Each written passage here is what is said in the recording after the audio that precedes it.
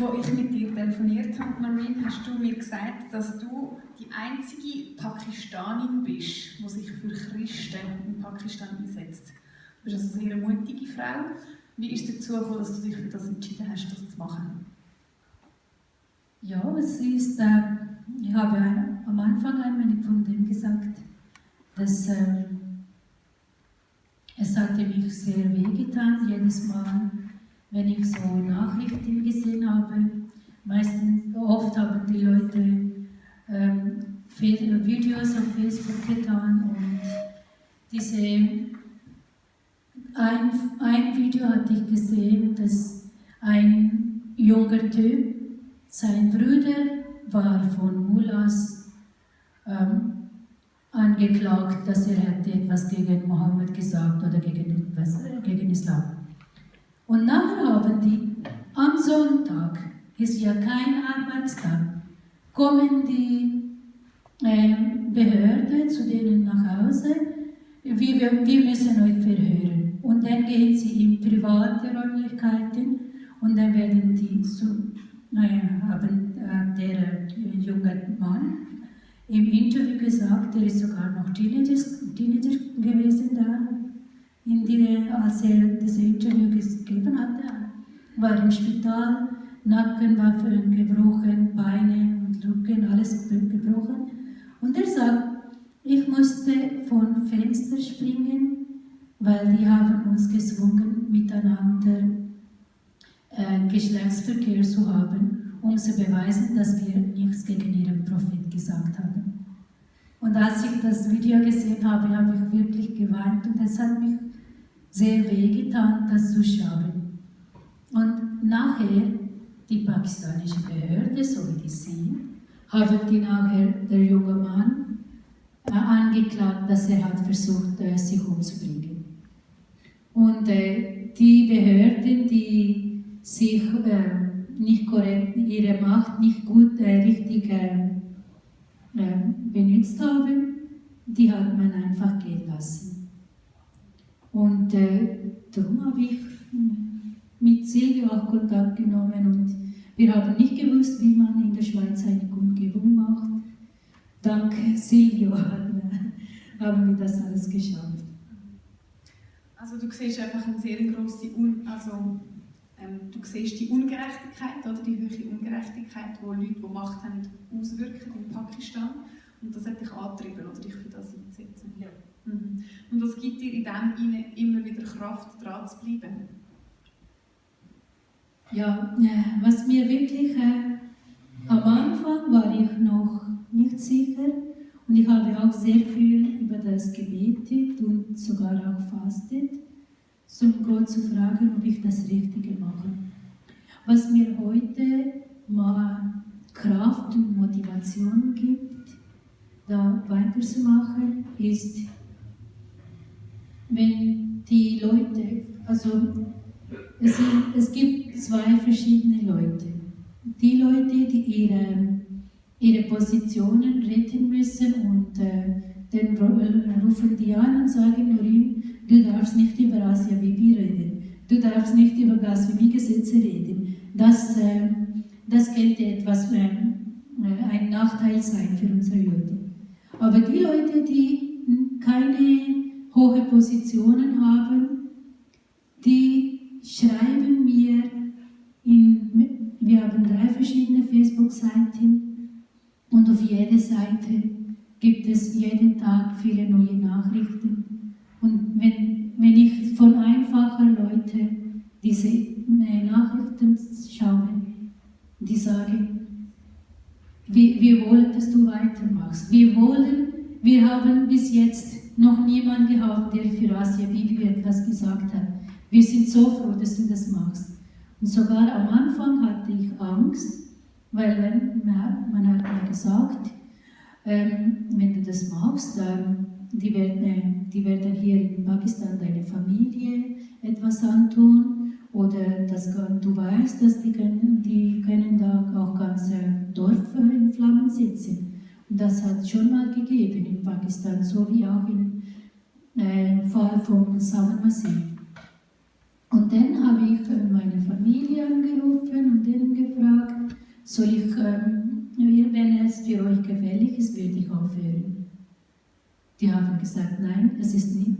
Wir sind in Gefahr. Aber wenn du da redest, vielleicht passiert etwas. Und auch Leute von meinem Dorf, die mit mir in Kontakt waren, wenn ich denen gesagt habe, wenn es gefährlich ist für euch kann ich auch zurücktreten. Und die haben mir gesagt, wir wollen nicht, dass du zurücktrittst. Wenn du zurücktreten willst, dann sind wir von dir enttäuscht. Aber wenn du weitermachst, dann bist du unsere Kraft. Und der Fakt, wenn ich daran denke, dass ich denen ihre Kraft bin, gibt mir Kraft und Motivation. Und was würdest du sagen, was ist für dich Freiheit? Ja, Freiheit ist Verschiedenes. Früher war für mich Freiheit, mein Leben zu genießen und das zu machen, was ich machen will. Aber heute ist für mich Freiheit, mich für die Leute, die sich für sich selber nicht einsetzen können, für denen einzusetzen. Weil wenn ich merke, wenn ich sehe, die Menschenrechtsaktivisten, die in islamischen Ländern leben oder in Pakistan auch, die können nicht über jedes Thema reden. Aber da in der Schweiz, zum Glück, dürfen wir über alles reden. Und das ist heute für mich Freiheit. Und was würdest du sagen, wo ist deine Heimat oder wo fühlst du dich die Heimat? Ja, so. In der Schweiz muss ich sagen, der erste Tag war noch vielleicht nach 1, 2, 3 Monaten, als ich gemerkt habe, ich bin am Abend unterwegs und ich muss keine Angst haben, dass mir etwas passieren könnte. Da habe ich mich schon zu Hause gefühlt. Aber ich denke, wenn ich nach Pakistan ankomme und plötzlich nicht, fühle ich mich auch sehr zu Hause. Und ich denke, jetzt habe ich zwei Heimaten, Pakistan und eben Schweiz. Jetzt kommt noch eine Frage, die ich vorher nicht geschrieben habe. Und vielleicht dürfen auch wir uns noch Gedanken machen, ob ihr noch etwas möchtet Noreen fragen. Dann können wir nachher auch gerne aus dem Publikum noch eine Frage nehmen. Am Telefon hast du mir auch gesagt, es reicht, wenn eine Person ihre Stimme erhebt und einen Unterschied macht. Eine Person lenkt, um einen Unterschied zu machen. Möchtest du dazu etwas sagen? Ja, also das habe ich erstes Mal, also ich habe das immer schon gehört, aber das erste Mal hat mich, da wusste ich nicht, dass sie mit Prinz Harry verlobt war, habe ich ein Interview von Meghan gehört, als sie erzählt, dass sie als Kind hatte eine Werbung im Fernsehen gesehen, die sagte, Frauen in Amerika kämpfen mit fettiges Geschirr. Und dann hat ein Mitschüler die anderen Mädchen so hochgenommen, ihr werdet nachher auch mit fettiges Geschirr kämpfen. Und dann geht sie nach Hause und erzählt ihrem Vater. Und Vater sagt, du musst etwas machen. Und dann hat sie viele Briefe geschrieben an die einflussreichen Leute. Und nach ein paar Wochen war die Werbung geändert.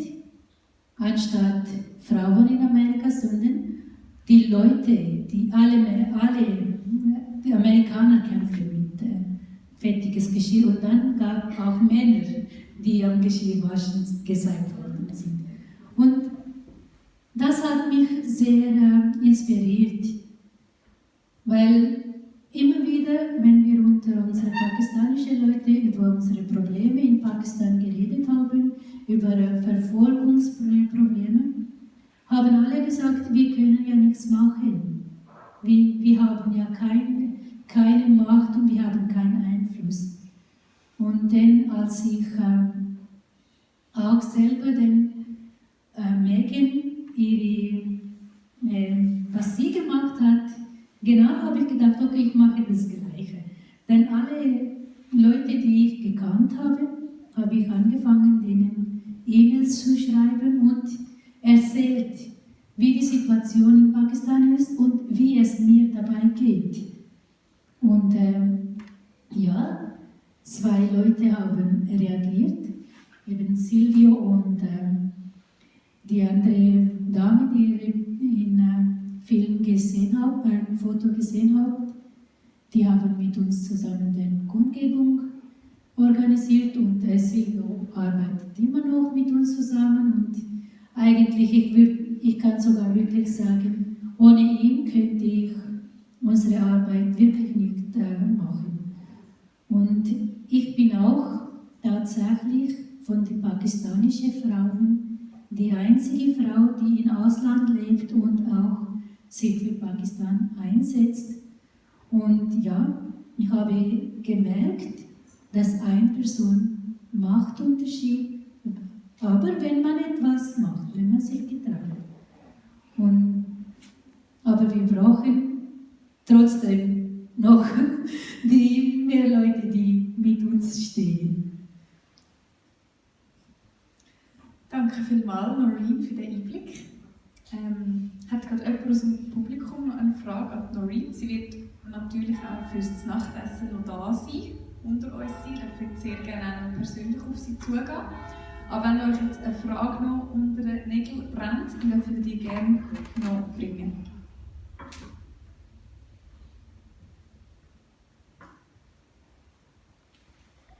Was sind Einschränkungen, die Frauen in Pakistan im alltäglichen Leben zu spüren bekommen, weil sie eine Frau sind? Einschränkungen, also als Frau darf man nicht unter die Männer gehen. Überall, wo Männer sind, darf man nicht zu laut reden. Und man darf sie nicht so ins Gesicht schauen. Sonst ist die Frau ist das eine Einladung für etwas. Und ja. Und schon das ist, auch wenn man in einem Team arbeitet, so, es gibt schon Frauen, die im Büros arbeiten. Aber zum Beispiel, ich hatte auch schon eine Stelle, natürlich mit viel Vitamin B hatte ich eine Stelle endlich geschafft, im Büro eine Stelle zu bekommen. Und dann hat meine Mutter Hungerstreik gemacht. Wenn du mit Männern arbeiten gehst, esse ich nichts mehr. Und wieso? Wenn du mit Männern arbeiten gehst, nachher wird es schwierig, einen Mann zu finden zum Heiraten. Weil die denken, wenn sie schon mit Männern gearbeitet hat, vielleicht ist etwas da passiert. Vielleicht haben die geflirtet. Und das ist schon Flirten ist auch schon ein Grund, um eine Frau nicht zu heiraten.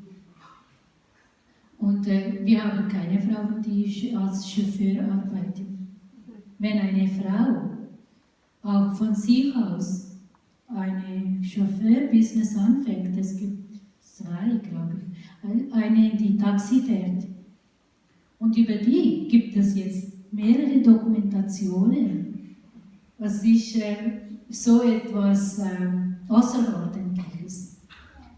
Es ist nicht so wie in Saudi-Arabien, dass Frau muss einen Mann immer fragen. Aber ob man fragt oder nicht, man darf das einfach nicht. Und vor allem dieses Label, das man über sich bekommt, sie hat den Mann ins Gesicht geschaut, sie hat ihm in die Augen geschaut, dann ist sie eine schlechte Frau. Das ist das Schlimmste eigentlich. Und auch körperlich schwere Arbeiten natürlich. Das ist schon, hey, du bist Frau, du kannst das nicht. So, beantwortet das deine Frage?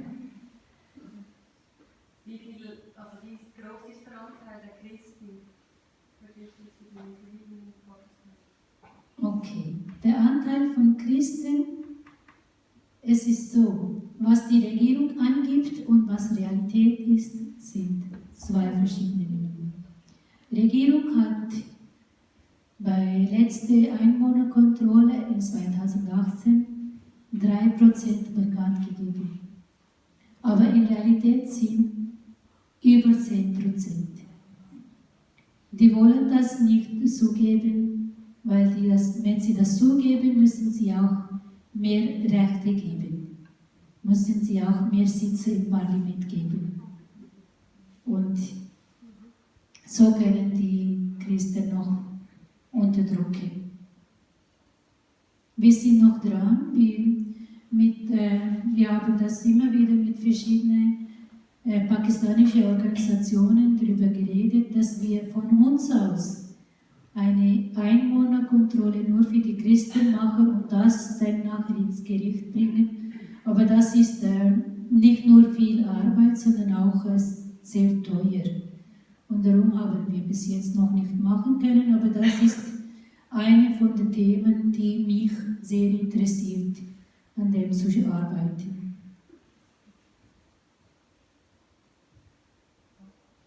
Gibt es Kirchen in Pakistan oder die Migration untergebracht? Oder wie treten sich Christen? Die Christen sind offizielle Religion in Pakistan, gibt es offiziell große Kirchen und es gibt sogar wahnsinnig viele christliche Schulen. Und die christlichen Schulen sind sogar nur mit Muslimen überfüllt. Diese Schulen sind von Nonnen geführt, von Priestern geführt und die christlichen Schulen sind in Pakistan die beste Ausbildungsplätze. Und die sind nur, Imran Khan, unser jetziger Premierminister, hat auch unter die Christen, von Christen seine Ausbildung bekommen. Der vorherige, der Pervez Musharraf, er ist auch in christliche Schule gegangen, von Kind auf schon. Aber die kennen das alles, aber wenn sie wissen, dass die uns Rechte geben, dann werden die Macht verlieren. Aber es werden oft auch Kirchen in Flammen gesetzt. Das ist leider auch eine von der traurigen Realität.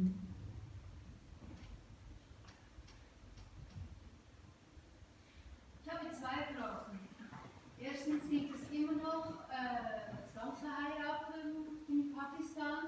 Und zweitens, mit dem Beruf, gibt es nur solche Berufe wie zum Beispiel, wie du vorher erzählt hast, mit Putzfrau oder auch andere, die Frauen machen können, ohne dass man nicht komisch angeschaut wird? Okay, Frauenberufe. Nachrichten lesen ist einer der Frauenberufe in Pakistan. Und das hat es schon immer gegeben. Frauen dürfen Nachrichten lesen, aber die dürfen es gibt selten Frauen, die wie sagt man, Kriminaljournalisten sind. Die gibt es sehr selten. Und ja, ärztliche Berufe gibt es, aber natürlich, das sind für wohlhabende Familien. Und auch, es gibt Pflegefachberufe. Früher, als es weniger Diskriminierung gab in Pakistan, gab es immer sehr viele christliche Pflegefachfrauen. Sogar vor 30 Jahren hatte man gesagt, Pflegefach ist für die Christen. Aber mit der Zeit ist das auch, die christliche, wenn man mit dem Namen Masih hat, Masih bedeutet Christ. Und wenn mit dem Namen Christ steht, Masih steht, dann plötzlich bist du nicht qualifiziert. Oder was gibt es noch Frauenberufe? Im Büro natürlich schon, aber wo so viele Männer sind, ist nicht das Beste. Denn da gehen nur die, die gar keine Auswahl haben. Oder natürlich, denn es gibt auch Kaderberufe, wo Frauen engagiert sind, aber das sind nur die Wohlhabenden. Also die normalen Leute, die Mittelstand, die haben das zum Leiden, das zum, ja. Und die zweite Frage habe ich vergessen. Zwangsverheiraten gibt es leider noch.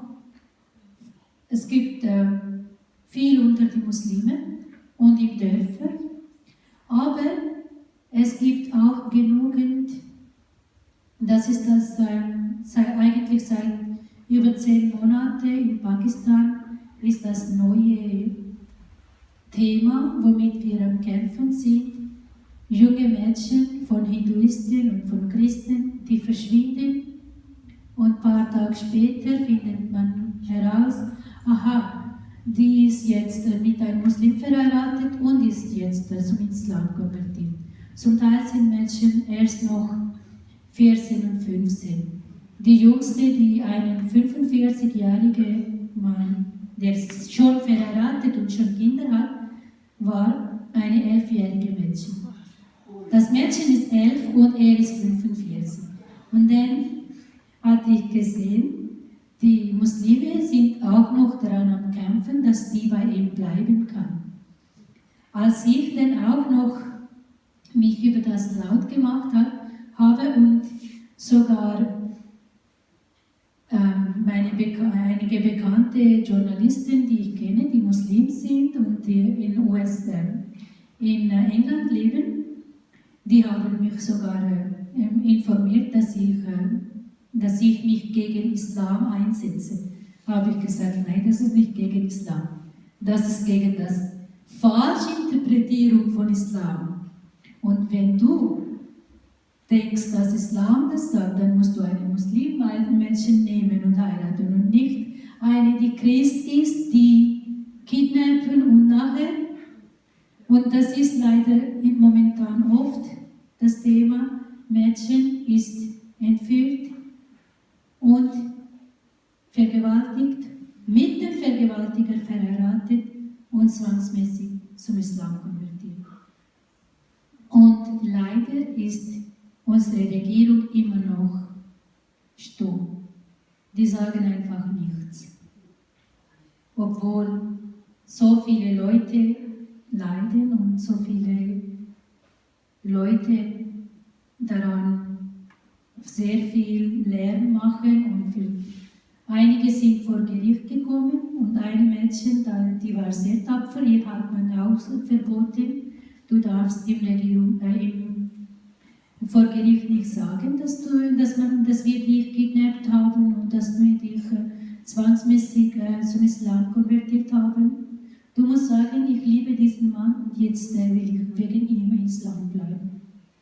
Sie hat ganz schön ja gesagt und dann, als sie im Gerichtssaal gekommen ist, hat sie gesagt, die haben mich bedroht, wenn ich gegen denen aussage, dann werden sie mir meine ganze Familie umbringen. Aber ich will nicht zu denen gehen, ich will bei meinen Eltern bleiben.